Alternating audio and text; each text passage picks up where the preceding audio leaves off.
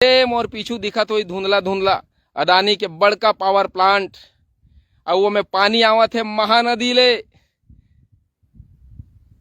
50 kilometre दूरिया लगभग महानदी ले जौन है पाइपलाइन ले पावर प्लांट में पानी आवत है।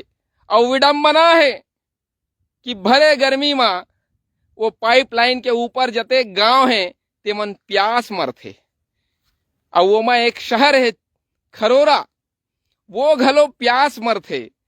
कतका बड़ विडंबना है, कतका भारी विडंबना है कि हमर महतारी महानदी अरपा पैरी के धार के जौन व्यंजना हमन करथन, ये जीवनदायिनी नदी मन केवल और केवल उद्योगपति मन के नोट छापे के टकसाल बन गया हवय, प्रिंटिंग प्रेस बन गया हवय। टकसाल में सिक्का छपथे। बंगोली बांधा है जेला आप सब पेंड्रावन के नाम से जानता हो, जेला जौन है अल्ट्राटेक कंपनी जौन है लीज में लेबर एड़ी चोटी एक कर दे रही से। एकर खाल्हे में एकर भुइया के तरी में जौन है भारी महंगी लाइम स्टोन के खदान है, जेला जौन है उद्योगपति मन नजर लगाए बैठे है।